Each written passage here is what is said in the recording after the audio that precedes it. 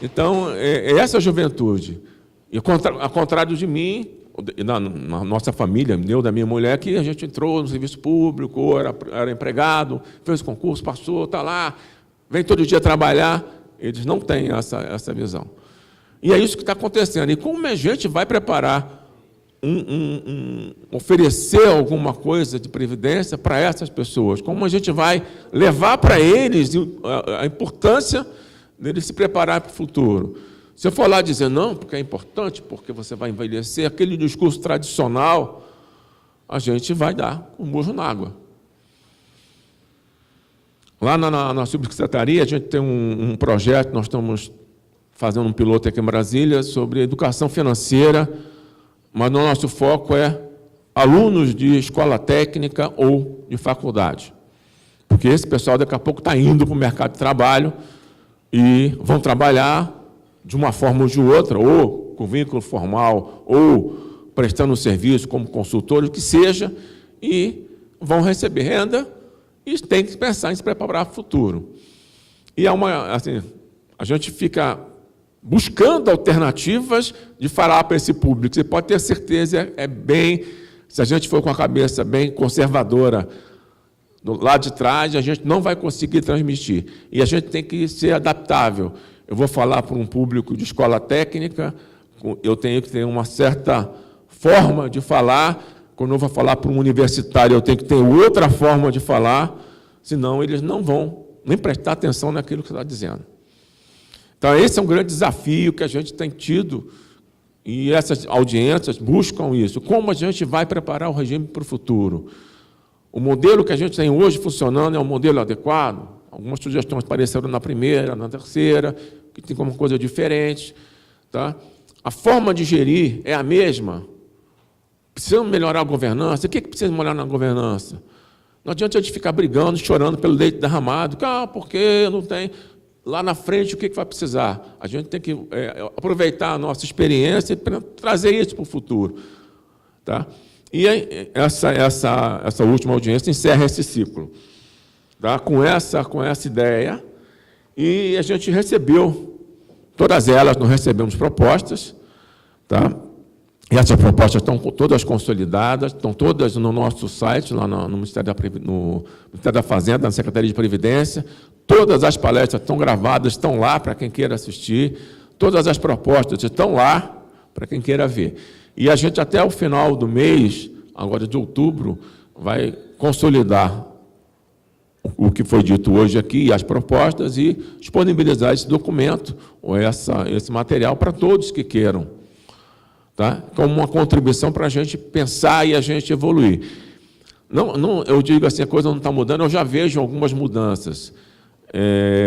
Aqui em Brasília tivemos um evento onde algumas entidades que já se tornaram, além de patrocinadas, instituídas, estão criando planos e estão evoluindo para permitir que as pessoas possam escolher o que quer pelo celular.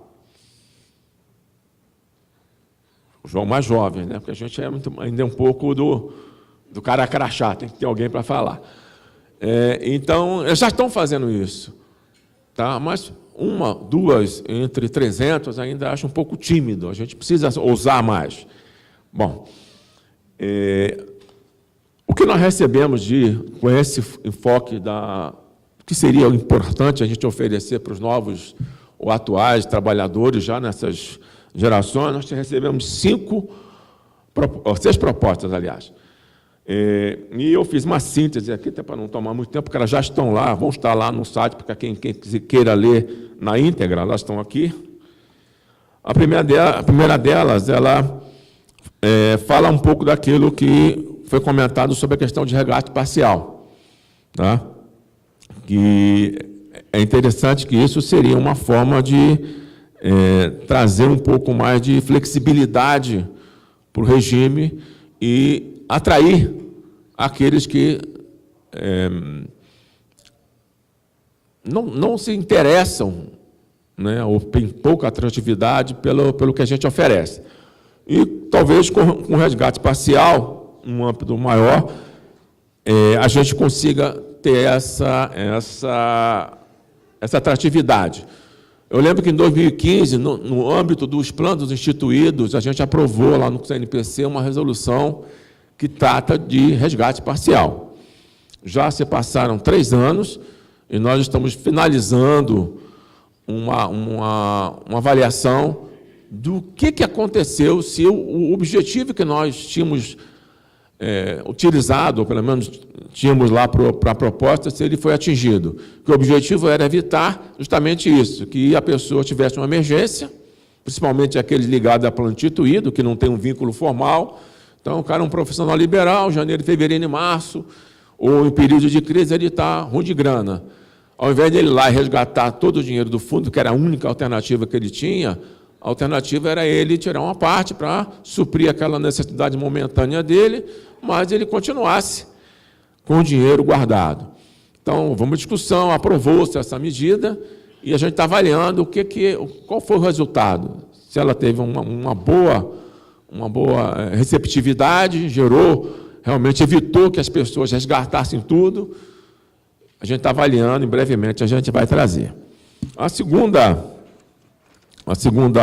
proposição, estou sendo bem resumido, né? Em relação ao modelo de tributação. Nós sabemos que hoje a pessoa entra no fundo, no final do mês, praticamente, 30 dias, um pouco mais, ele vai ter que optar pelo regime que ele quer, que ele vai usar para o futuro, se é o regressivo, se é o progressivo, e a gente acaba percebendo que, ao longo da vida, acontece um monte de coisas, né? A gente casa, a gente fica solteiro de novo, a gente tem filho, os filhos voam, a gente fica sozinho, e tudo isso leva a um monte de decisões que a gente vai tomando ao longo da vida. E se a gente tomar uma decisão no começo e não puder mudar, fica uma coisa complicada.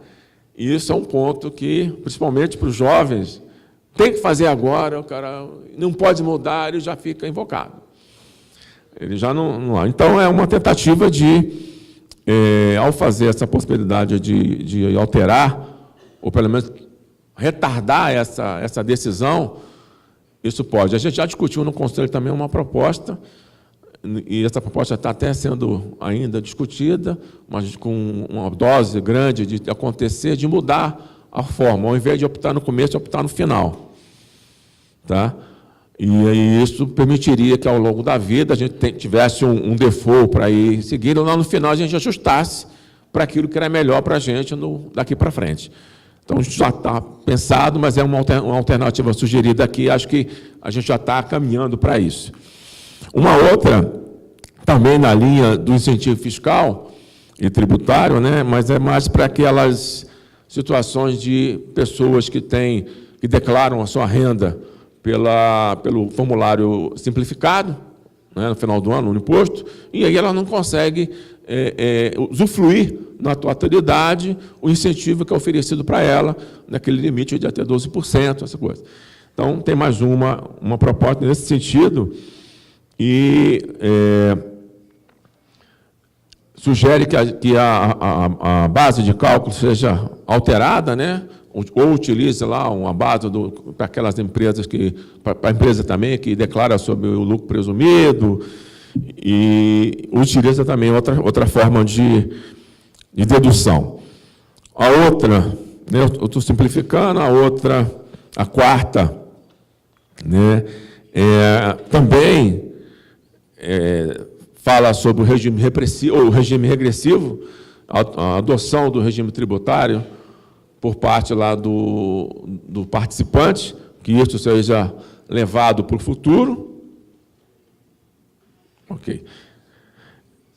A quinta é uma proposta que hoje, na verdade, já é possível. A gente precisa exercitar essa possibilidade. É que as decisões sobre os planos elas sejam tomadas em negociação entre as partes. Aqui fala em negociação coletiva. Então, nos planos patrocinados, principalmente, que as partes que compõem o contrato previdenciário que se reúnam e discutam de forma técnica, de forma civilizada, de forma a atender o principal objetivo da entidade, ou do fundo de pensão, ou do plano, que é garantir a renda futura, e não para utilizar para outros argumentos. Mas essa proposta tem nessa linha de discutir a finalidade do contrato previdenciário, de que as alterações ou aperfeiçoamentos sejam oriundos de um processo de negociação coletiva. Já é possível, basta o exercício disso e que as pessoas entendam que é esse o grande objetivo, que o fundo de pensão é quase como, eu gosto de usar um termo que foi criado pelo advogado Walter Balera, que ele fala que o fundo de pensão é um grande condomínio social, onde todo mundo ajuda, todo mundo tem um objetivo comum, e aqueles que não participam não podem reclamar pela decisão tomada de forma geral, mas tudo é decidido de forma colegiada, de forma conjunta. E aí a gente, olhando a analogia que ele faz de condomínio, quem mora em prédio já foi em reunião de condomínio. No meu prédio lá são 48 apartamentos, tem reunião de condomínio, vão 5 pessoas. Geralmente é o síndico, o conselho fiscal e 2 ou 3 moradores, são aqueles mais aguerridos. Os outros não vão e depois reclamam. Olha, aumentou a taxa de extra. Eu não precisava trocar o empastilhamento do prédio, está bonito.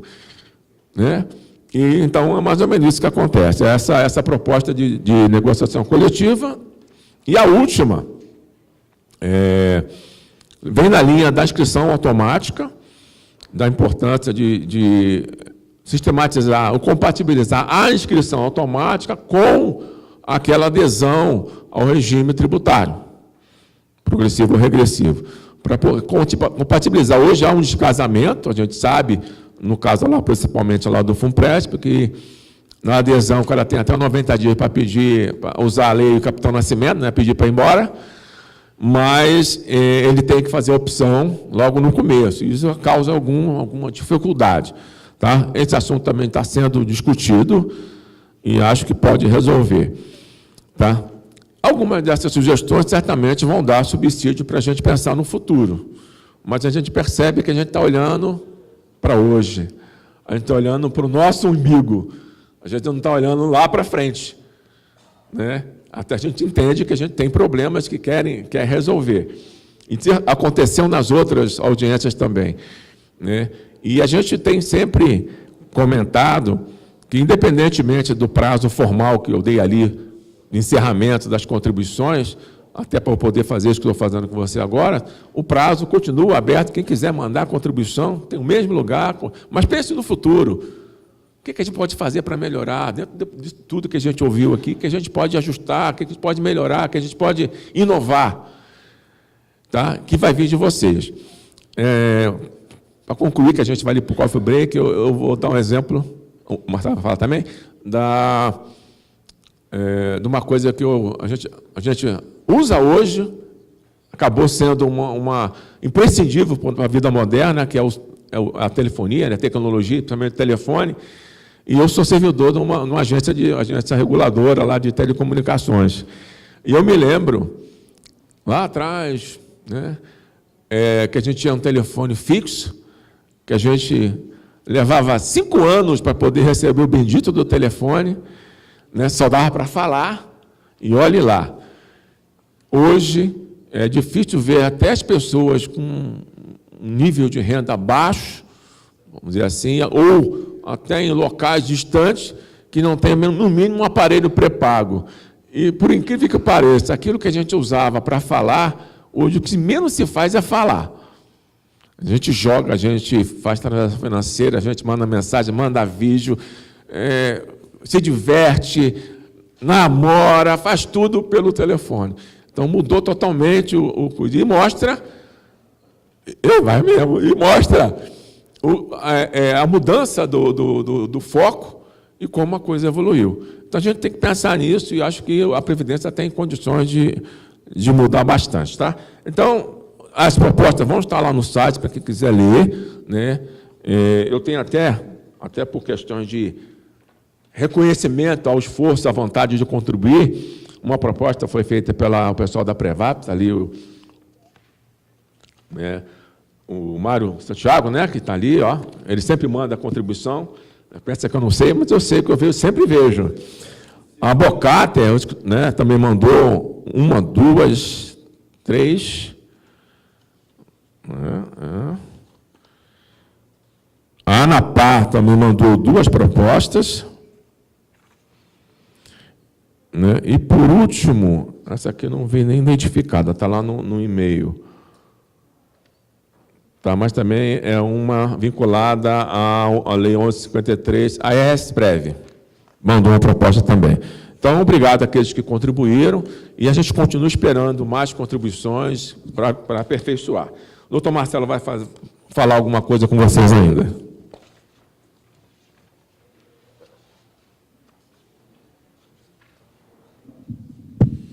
Bem, obrigado, Paulo. Antes de dar o intervalo para o coffee break, vamos dar um intervalo de uns 20 minutos, mais ou menos, eu vou ter que me despedir já agora de vocês, que eu tenho uma reunião agora às 11 horas, então não vou poder continuar aqui. De todo jeito, o que é importante se colocar? Essa é a terceira audiência pública, né? Todas elas, as 2 já realizadas, já estão disponíveis para todo mundo que quiser ver no vídeo, no nosso site. Essa terceira, creio que dentro de poucos dias também vai estar. E também, creio eu que entre o final de outubro, no máximo início de novembro, é um relatório, né, dessas 3 audiências públicas, juntamente com as propostas recebidas, vai ficar disponível também no nosso site para vocês, consolidando, né, esse relatório, consolidando esses resultados. Então, qual o grande objetivo dessas audiências públicas? O objetivo de ouvir a sociedade e, a partir daí, tanto vindo aqui, fazendo apresentações, como também por meio de debates, que é o que vai ocorrer pós-coffee break, e também por meio das sugestões que são encaminhadas e sugestões de caminho para o futuro, para o crescimento e aprimoramento da Previdência Complementar no Brasil. Então, eu me despeço de vocês, vou ficar ainda um tempo um pouco no coffee break, vou pedir ao Paulo, no retorno do coffee break, para ele conduzir o debate, né, que vai ter com a participação de vocês aí da audiência. Então, muito obrigado, tá? E lembrando, está tudo disponível em vídeo, de todas essas apresentações, e também, dentro de um prazo de um mês, por volta disso daí, disponibilizaremos um relatório consolidando os resultados dessas 3 audiências públicas, inclusive suas propostas. Muito obrigado.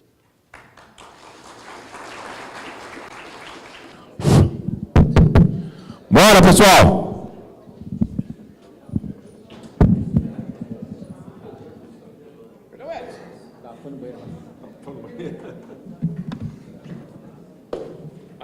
O seu... Ah, obrigado, Paulo. Acabei de esquecer.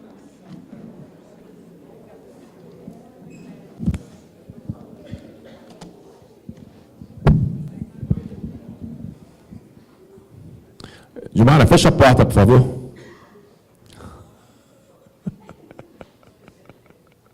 Eu vou fazer igual meu pai, assim, ó. Vou passar, depois que eu passar a porta, ninguém passa mais. E fecho.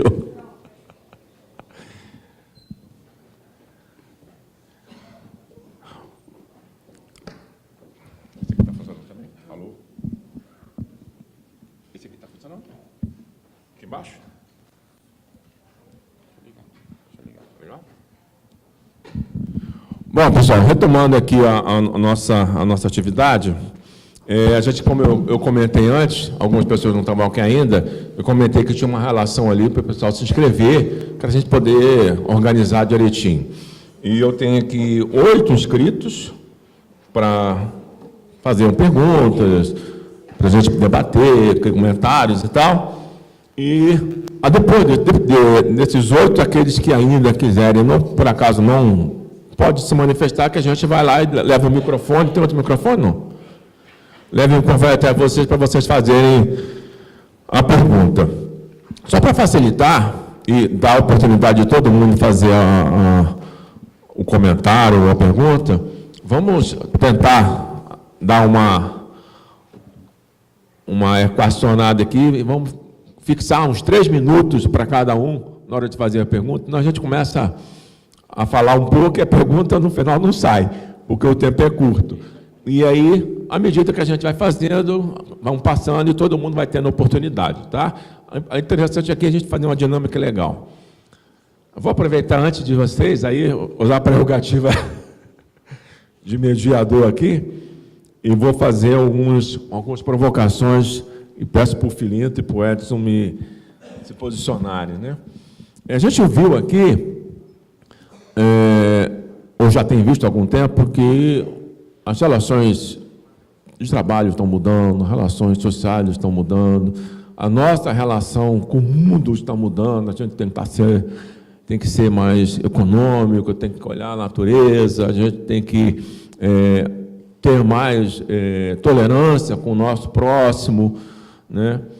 O nosso dia a dia de trabalho, a gente tem que buscar atender melhor, atender os objetivos, e tudo isso tem feito com que a gente tenha que ter multitarefa, como eu digo, mas capacidade de interagir. E o que a gente vê, e aí a pergunta que eu faço para os dois, é que para atender, Edson e Filinto, para atender a esse cenário que a gente percebe de mobilidade, de valores e necessidades dos atuais trabalhadores diferentes, é diferente daquelas que nós tínhamos no passado e é diferente entre si, né? O que se tem feito ou oferecido aí pelo mundo com objetivo previdenciário, ou seja, o que a gente tem aparecido de modelagem, de propostas que atendam essa necessidade de se preparar para o futuro, de planejar, de poupar, para lá na frente a gente conseguir ter uma qualidade de vida melhor. E, dentro dessa mesma pergunta, se existe algum modelo aí pelo mundo que prevalece, que é mais forte do que os outros, ou a dimensão de soluções são as mais variadas. Quem quer falar primeiro? Obrigado, Edson. Eu tenho visto, talvez, 2 ou 3 coisas que me chamaram a atenção. A primeira, na questão do incentivo aos planos setoriais. Isso vejo muito forte nos países da Europa. A segunda é uma discussão em relação à forma do incentivo tributário, que hoje a gente tem no nosso mercado uma forma que às vezes é difícil de explicar, a questão da dedução que nós, como indivíduos, podemos fazer quando fazemos uma contribuição para um plano de previdência, essa questão complexa das pessoas compreenderem essa vantagem tributária ou esse diferimento tributário, e em alguns países começam a discutir, ao invés de você ter um incentivo tributário, o governo fazer um aporte financeiro na conta de poupança do indivíduo, ou seja, converter o incentivo tributário num aporte na conta do indivíduo, né? E, bom, tenho visto isso em alguns países, e aí eu volto nessa questão aqui brasileira de uma solução doméstica que a gente poderia ter, que foi aquela apresentada aqui, que é a questão do uso de um pedacinho da conta do fundo de garantia, da contribuição do fundo de garantia, 2% que seja, né, para a gente mover para o nosso plano de previdência. Acho que isso causaria um impacto importante no incentivo da formação de poupança para quem ainda tem vínculo empregatício com as organizações. Bem, complementando o que o Filinto colocou, né, o que eu adicionaria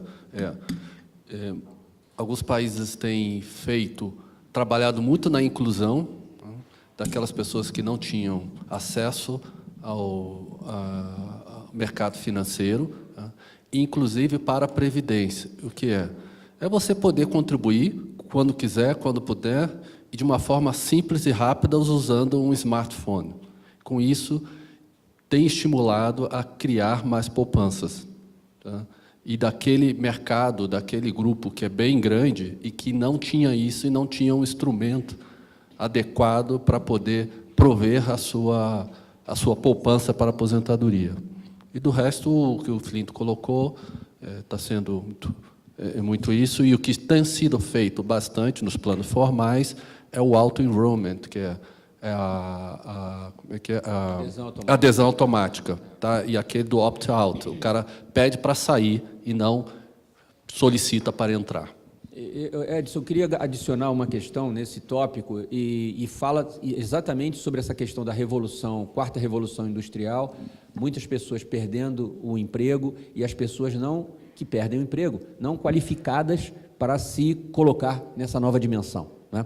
A Finlândia, e vamos falar de Finlândia, IDH altíssimo, é um lugar onde, eu não quero fazer uma comparação com o Brasil, mas a Finlândia, antevendo esse movimento tecnológico e antevendo que algumas pessoas vão ficar fora do mercado de trabalho, acaba de instituir aí aquilo que ele chama de renda básica universal, que é uma renda básica que o governo provê na ordem de 500 euros para cada indivíduo. Ou seja, países com esse grau de avanço já estão endereçando essa questão em política pública.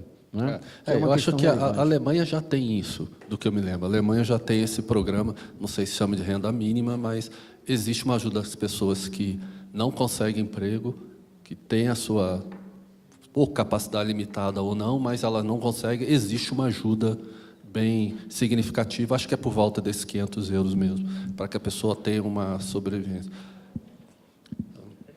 Pode. Aí vamos mesclar aqui. Cadê a Isa? Ah, lá. Passa o microfone para a doutora Isa. Vou chamar pelo primeiro nome, tá, Isa? A gente já se conhece. A Isa se inscreveu aqui, foi a primeira inscrita ela é da Federação das Associações de Aposentados e Pensionistas do Banco do Brasil. Isa, por favor, faça o seu comentário, sua pergunta.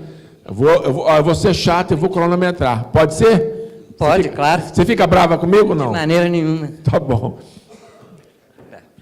Por aqui? Bem, não é bem uma pergunta, eu quero deixar uma reflexão. A grande ameaça à Previdência Complementar está na insegurança jurídica. Imagine vocês que o contrato previdenciário é um contrato de longuíssima duração. Quem faz um contrato de aluguel de 3 anos não permite jamais que qualquer coisa seja mudada em 3 anos, não é perfeito? No entanto, nós assinamos um contrato de adesão que é para durar 70 anos, 80 anos. E esse contrato, ao longo do tempo, vem sofrendo modificações. As legislações, sucessivas legislações, têm suprimido direitos. Eu entrei no Banco do Brasil em 70. De lá para cá, o meu estatuto já mudou umas 7 vezes e a legislação da Previdência Complementar já mudou umas 8 vezes. Quando nós entramos, a regra era uma.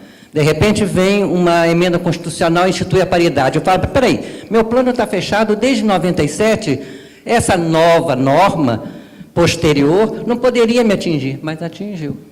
E aquela história de que a lei não vem para prejudicar, não funcionou. Este é um risco sério que eu quero deixar como reflexão para os legisladores. Ao instituir a paridade, feriu o meu direito lá atrás, que eu contribuía com 1 e o Banco do Brasil com 2. De repente mudou a regra do jogo. Mais tarde, a Lei Complementar 108 dizia que, havendo superávit, depois de 3 anos, distribuía como benefício. Aí veio a resolução do Conselho Nacional de Previdência Complementar e diz, não, metade é do patrocinador. Para isso, mas patrocinador não é beneficiário, por que ele tem direito a benefício?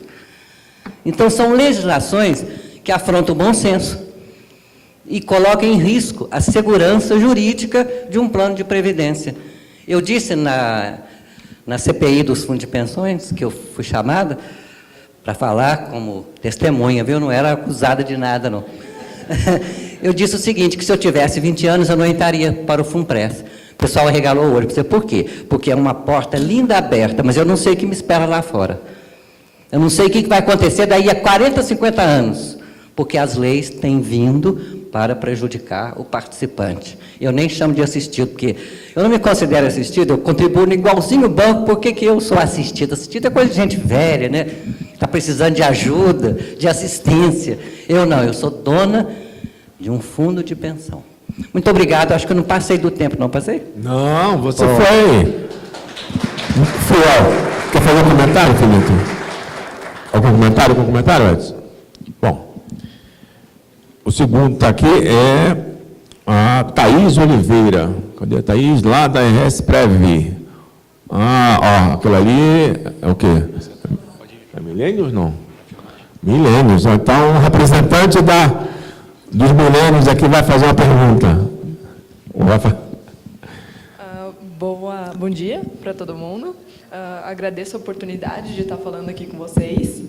E no ano passado, a RSPrev, o Estado do Rio Grande do Sul, instituiu a inscrição automática, que foi uma das soluções para o primeiro desafio da segunda palestra, né? Uma das coisas que ocorreu com o advindo da inscrição automática foi a incompatibilidade dos prazos. Então, a inscrição automática, a pessoa, quando entra no Estado, ela entra também no plano de previdência e pode pedir para sair dentro de 90 dias com a devolução integral das contribuições e a rentabilidade. Porém, quando a pessoa descobre que ela entrou no plano e ela tem esse prazo para devolução, ela acaba descobrindo depois de ter o prazo pela opção do regime regressivo de tributação. Então, é um incentivo, na verdade, para a pessoa sair do plano, porque ela vai acabar pagando mais imposto de renda no futuro. Então, a nossa proposta é a alteração da Lei 11.053, com o aumento do prazo para 12 meses do ingresso no plano de previdência, que coincide com a data de entrada em exercício do servidor público. E eu gostaria de perguntar para o Felinto qual seria a sua sugestão, se a nossa sugestão atende. Obrigado pela pergunta, pelo comentário. Eu acho que, em adição a essa proposição, eu acho que o processo de comunicação com as pessoas, mesmo diante de uma adesão automática, precisa acontecer. Não é? O indivíduo precisa conhecer que ele tem um prazo. Não é? Então, quando você aperfeiçoa esse processo de comunicação, e não só aquele, eu estou aceitando termos e condições, né? Quantas vezes a gente quer pegar um aplicativo, já dar aquele ok, parece que você entendeu tudo, né? Leu e concordou com tudo. Mas um processo eficiente de comunicação ajuda muito a amenizar, a minimizar situações dessa natureza, tão danosas, né? Na questão do imposto de renda, porque o indivíduo acaba optando pela tabela regressiva, sai depois de 3 meses pagando 35%, não faz sentido. Então, um processo de comunicação eficiente é importante, mesmo diante da adesão automática. Essa é a minha sugestão. Não, eu acho que para mim é só reforçar essa questão da comunicação, deixar as regras bem claras, né? E, como diz, essa geração quer ouvir, quer participar, né? E eu acho que eles recebem muito, assim, eu tenho experiência trabalhando com esse grupo, né? Eles, assim, você passa as coisas bem claras para eles, assim, e fica tudo esclarecido, tá? Então, depois não tem volta dizendo que eu não entendi. Deixa eu só fazer um comentário também, já que acho que é importante a gente entender. Essa preocupação, Thaís, que você, quer dizer, essa constatação que você trouxe para a gente já tinha também visto acontecer em outras entidades. No caso do FUNPRESP, o próprio Nilton participa de um comitê lá, eu já fui também membro do Conselho Fiscal, e a gente percebe que há essa dificuldade, né? E o que a gente tem discutido? Já existe quase uma proposta no sentido de alterar esses prazos, como eu comentei, ao invés dessa adesão ser no começo, ela ser lá no final do período em que a pessoa está no fundo, antes da elegibilidade, justamente para poder adequar toda a situação. Logicamente, vai ter que ter, no primeiro momento, um padrão, esse padrão que fosse o mais adequado possível, né? Para que lá na frente a pessoa escolha. Aí, dependendo da situação dele, da renda, se ele vai declarar no simplificado ou no completo, ele optaria, aí sim ela seria irreversível até o dia que ele fosse conversar lá com o criador, né? Mas já existe essa ideia, ela já está formalizada, vamos dizer assim, está ainda nas discussões internas do governo para que ela possa ser proposta. A gente sabe que nesse período de final de ano, fim de governo, é uma coisa mais um pouco complicada. Mas essa ideia, essa situação a gente já viu, né? Já há algum tempo que a gente vem discutindo sobre isso, e é o momento adequado para poder implementar. Eu tenho assim, uma expectativa muito grande que a gente consiga alterar. E outra coisa que tem acontecido, a gente acompanha também, são projetos de lei que estão entrando lá no Congresso Nacional, tem quase uns 80, uns 78, como a última vez que eu me lembro, que os meninos, o pessoal controla e tudo, que existem alguns processos alterando a 1153, né, com alguns ajustes nessa linha. Então, existem algumas soluções possíveis dentro de um prazo que a gente acha que vai acontecer ano que vem, mais tardar. Ok? Passamos aqui a terceira.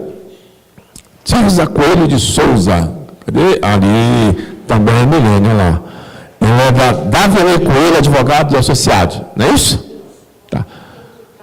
Não, é só para ele te filmar aí.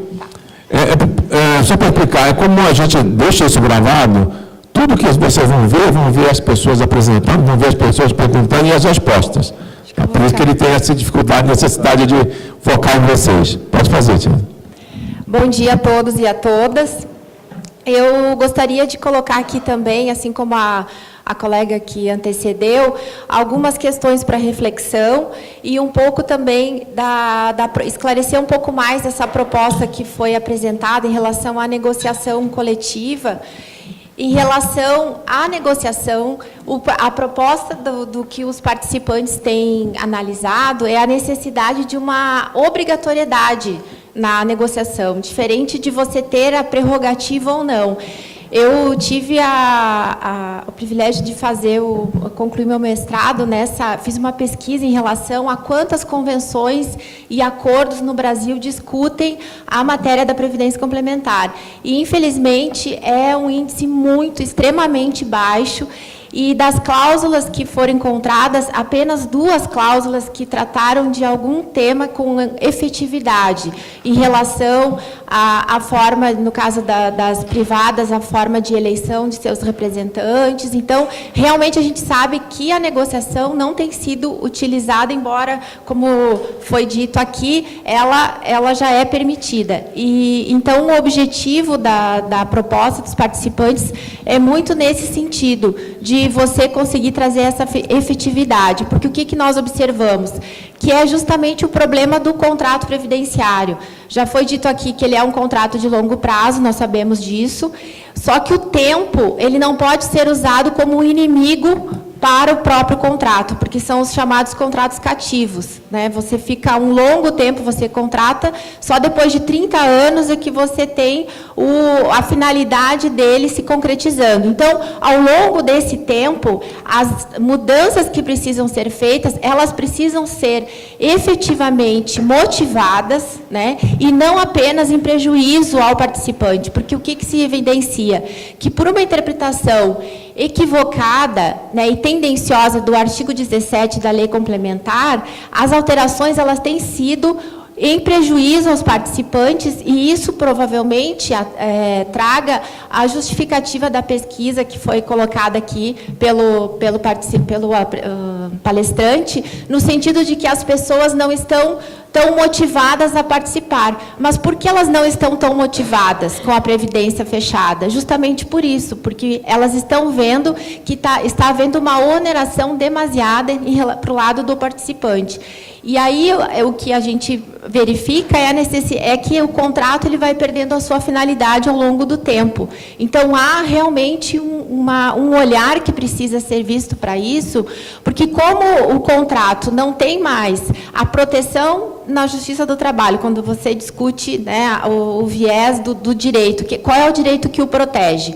Quando no direito civil, que agora a competência, também não tem mais a proteção do consumidor. Então, ele é um contrato onde é considerado que as partes são iguais. E aí eu deixo aqui, né, como uma provocação, as partes são realmente iguais, os participantes estão efetivamente em condição igual, sendo que nós sabemos que o voto, né, do presidente, que é indicado pelas patrocinadoras, é o voto que vai determinar a mudança, a aprovação ou não da mudança. Então, é um modelo que nós entendemos que esse modelo precisa realmente ser revisto, sob pena de você incentivar, você desestimular a manutenção desse modelo. E aí, na linha do que foi colocado aqui, claro que nós não podemos deixar de olhar para o futuro, né? É extremamente necessário olhar para o futuro, mas me traz bastante preocupação esse olhar para o futuro de uma forma muito individualista, olhando apenas como se a pessoa pudesse, ela sozinha, discutir o seu contrato, ela sozinha discutir. Entendo que há necessidade de você ter um patamar mínimo civilizatório, porque não foi por nada que nós lutamos tanto para ter a Constituição de 88, que é a nossa Constituição ainda vigente, esperamos que permaneça, né, num Estado democrático de direito, onde você garante condições mínimas. Então, ainda que... Usa 30 segundos para concluir, já te dei tempo. Prometo que vou concluir. Ainda que nós estejamos vivendo um momento de mudanças nas relações de trabalho, esses novos modelos de contrato, eles também precisam de um patamar mínimo para nortear tudo isso. Então, deixo aqui, coloco um pouco a provocação para ouvir dos palestrantes qual a opinião deles. Muito obrigada. Posso começar? Tem muitos pontos interessantes, mas, assim, muito do que foi colocado, pelo menos na minha visão, tem muitas questões dos planos de benefício definido, tá? Que realmente traz esse tipo de problema. Tá? Mas eu também convido para uma reflexão que um plano fixado há 30 anos atrás, nesse compromisso e com tantas mudanças, se faz sentido ele sempre querer garantir o mesmo que foi colocado lá. Ele tem que acompanhar a evolução, porque a própria evolução mudou muito. Hoje, há 30 anos, hoje as pessoas sobrevivem, sei lá, pelo menos 5 anos a mais do que há 30 anos atrás. Então, esse aspecto tem que ter também um olhar de um bom senso para entender que algumas questões que são colocadas não são para... Assim, porque às vezes tem um olhar de prejudicar o participante. Não, mas é uma questão de sobrevivência do próprio plano. Não estou dizendo que todos os casos são assim. Eu sei que tem casos de que teve problemas de gestão, e isso tem que ser atacado. Isso é só um comentário. O segundo ponto, assim, desse para o futuro, talvez esclarecer um pouco mais a proposta, é um plano de condição definida, em que ele escolhe onde ele quer colocar o dinheiro, o que ele vai fazer com ele. A empresa só manda o dinheiro para a conta dele e ela esquece. Ela não tem mais quase que gerência nenhuma sobre isso. Essa é a proposta. Ele é que decide o que vai fazer com o dinheiro, onde vai investir, como vai escolher a renda, pelo menos da proposta que eu coloquei. A empresa ser patrocinadora, tá? E nem precisa ter, na minha visão, não precisa nem ter essa relação de empregado, porque vai precisar expandir desse para os casos de freelancers e contratados. É como se eu tivesse assim, olha, já vi isso em outros países. Eu vi isso quando eu vi com meu filho. Ele falou assim, eu tenho uma proposta em tal país e em tal país, e lá eles não se negociam o valor do salário. É o valor total, com encargos, benefícios e tudo. Ele falou assim, e existe até um aplicativo que calcula para determinado país o quanto que vai ser líquido para você. E as relações vão ser assim, tenho essa aqui, você decide se vai querer 5 mil, 2 mil, 500 reais, vai para o plano de previdência, que aí, obviamente, teria todas essas questões de benefícios fiscais que precisam ser até mesmo colocados, tá? E, como eu disse, ver sob um ponto de vista global. Eu queria acrescentar uma questão nessa sua reflexão, e que foi um dado que me chamou a atenção num estudo que foi divulgado logo após o Fórum de Davos, e que uma consultoria, eu acho que foi a PwC, que fez uma entrevista com 1.000 CEOs, não é, no mundo inteiro.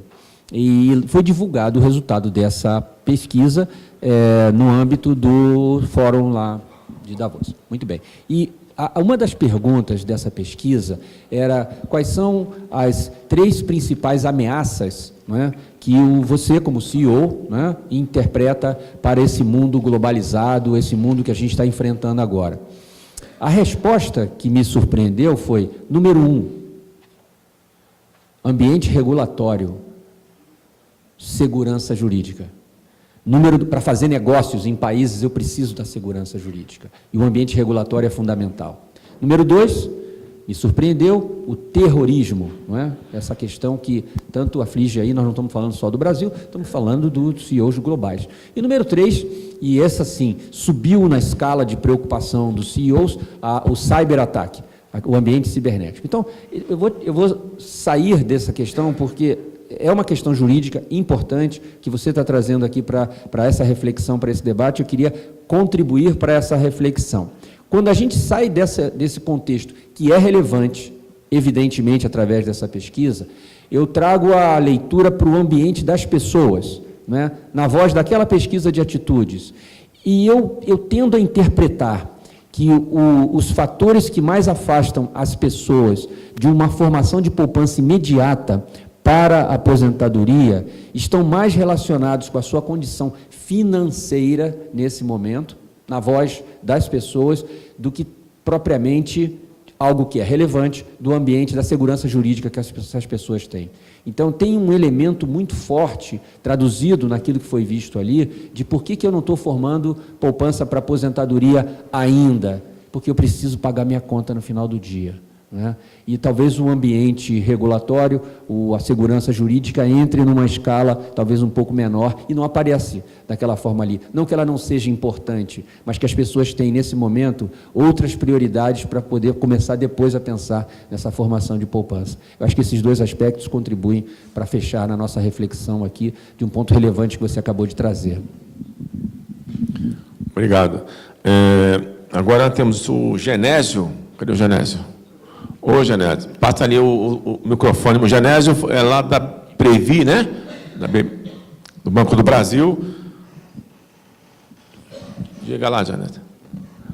Realmente, eu sou Previ, Banco do Brasil, plano de benefício número 1. É o plano de benefício dos mais antigos que existe.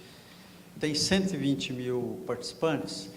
E eu faço parte de uma minoria, é isso que eu queria trazer aqui. Parte de uma minoria que são os autopatrocinados.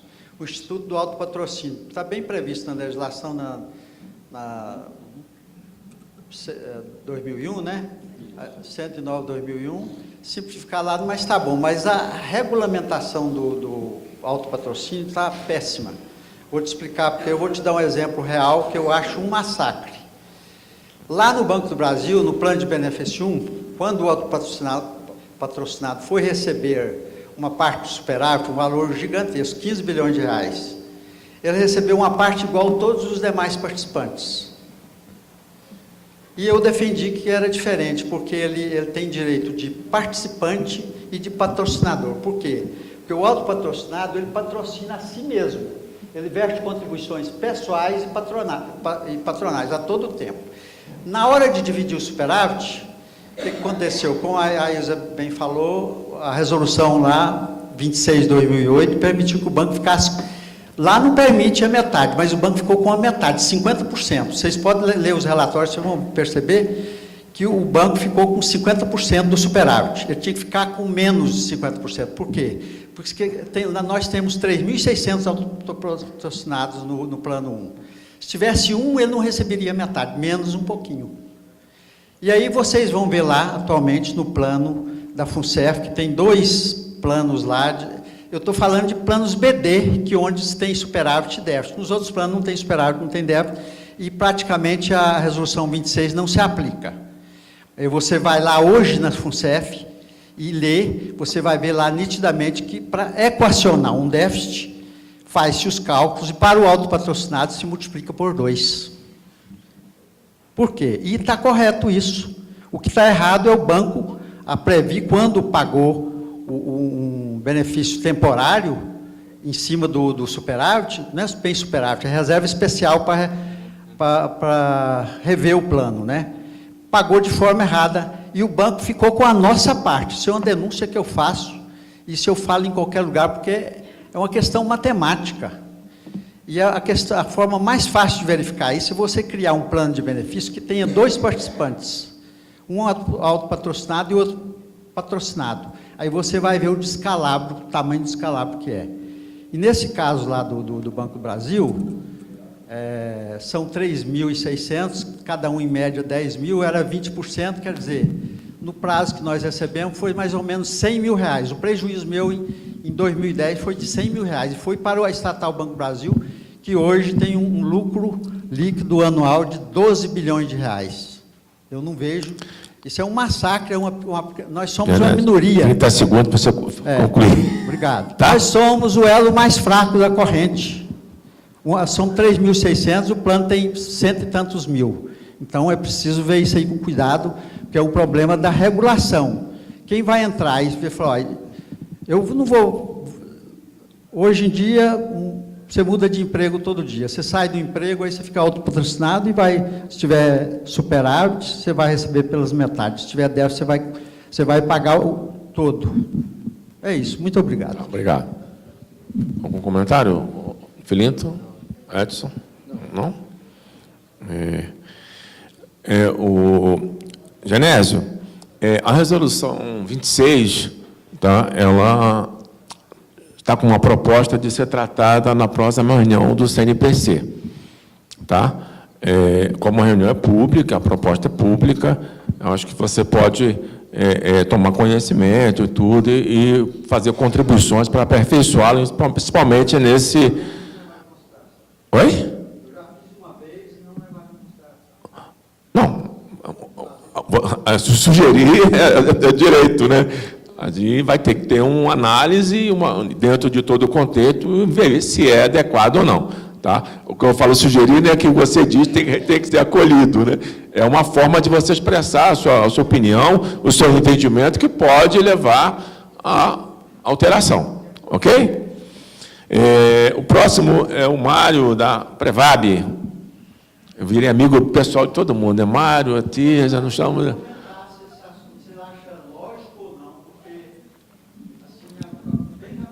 Cadê o microfone? Ali, o doutor Mário, ali, ó.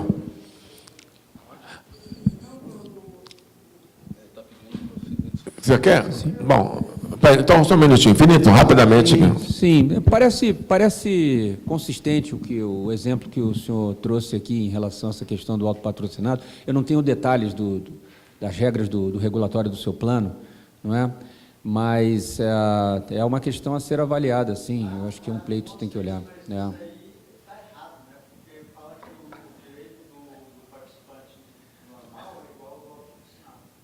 Deixa ele terminar. Não, só basicamente foi isso. Eu não tenho a disposição do que consta no seu regulamento, que é a regulação do contrato de relação que você, participante, tem com o fundo de pensão. É por essa razão, na ausência dessa informação, que a minha opinião fica limitada. Eu também, assim, em termos de lógica, que você colocou, parece bem lógico, mas a questão é, não sei como o presidente colocou, do regulamento, né? E não só também disso, é o processo dessa distribuição do superávit, como que ele foi feito, como ele foi montado e quais são as razões que estão por trás disso.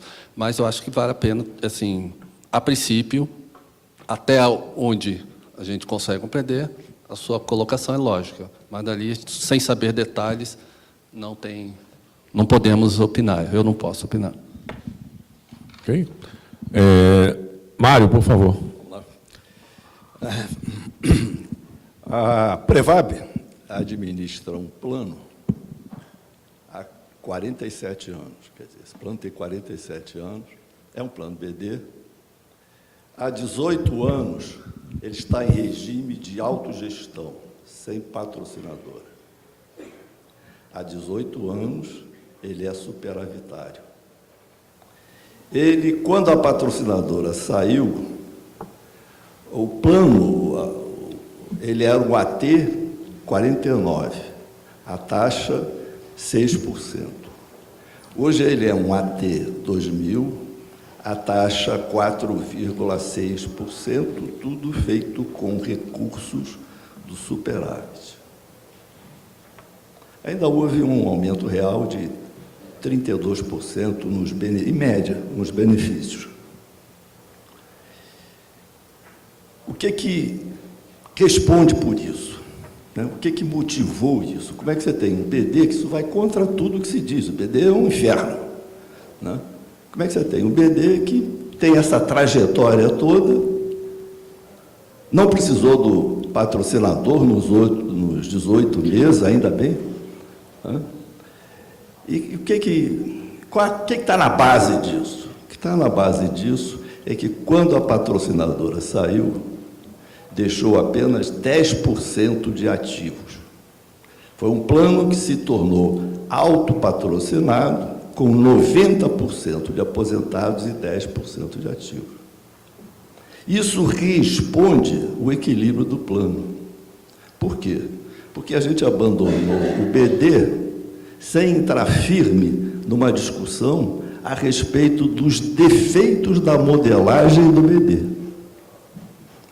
Participante ativo entra no BD no início da carreira profissional, salário baixinho, ele vai passar 30 anos nesse plano, esse salário vai crescer,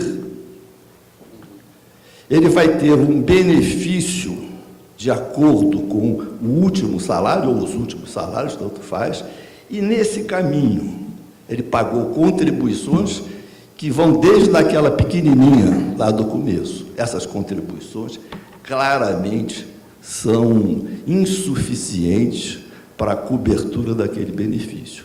Sem contar com qualquer coisa que o patrocinador faça pelo meio do caminho, que aumente o salário de determinada categoria e que provoque um déficit que depois vai cobrar dos pais. Não quero entrar nisso, não vou fazer, vou furar os 3 minutos.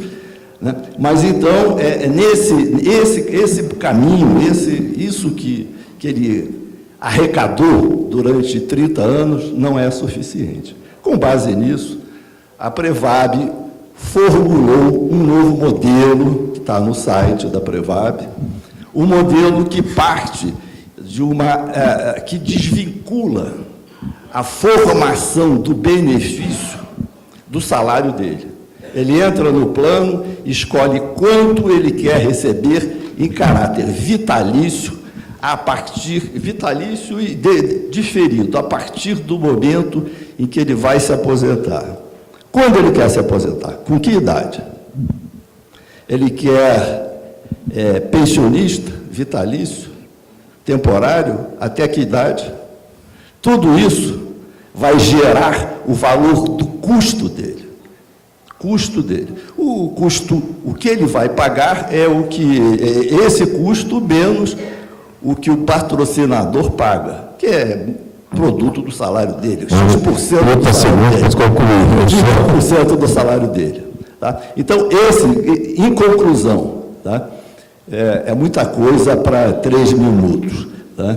Tudo bem, mas essa proposta está escrita, está aqui, está fornecida. E para quem tem interesse nisso, Prevab é PRVHAB, é o site da Prevab, tem uma explicação do que eu tentei fazer aqui, um modelo de regulamento e um simulador atuarial com AT 2000 e 4% de taxa. Ali você brinca e simula. Esse é o início, ele já entra na idade. Mário, pergunta, Mário, vou te interromper. Ok, então é isso que eu queria deixar, e para quem está interessado, está lá, entrar no site da Prevab, e a Prevab está à disposição. E eu vou distribuir. Obrigado. Você quer fazer algum comentário? Quer? Você está aí testemunhando aquela questão da pessoa, ela define o seu plano. Tá? A única diferença é que você está dentro de um ambiente benefício definido, né? Isso. Uma pergunta, dando déficit, ele reduz o benefício, é isso? Se der déficit. Isso, vai. Tem a voz boa. Se der déficit, é a mesma questão do plano benefício-prova. Você estabelece em regulamento a proporção. Ah, tá bom. Tá bom. Não é que Ele pode mexer nisso, ele pode reduzir o benefício. Ah, tá. Ele pode reduzir, e todas essas negociações são feitas sem conta. São feitas com base no valor atual. Você já tá no caminho da evolução do plano, né? Que a pessoa escolhe, ele determine, ela é o dona do plano.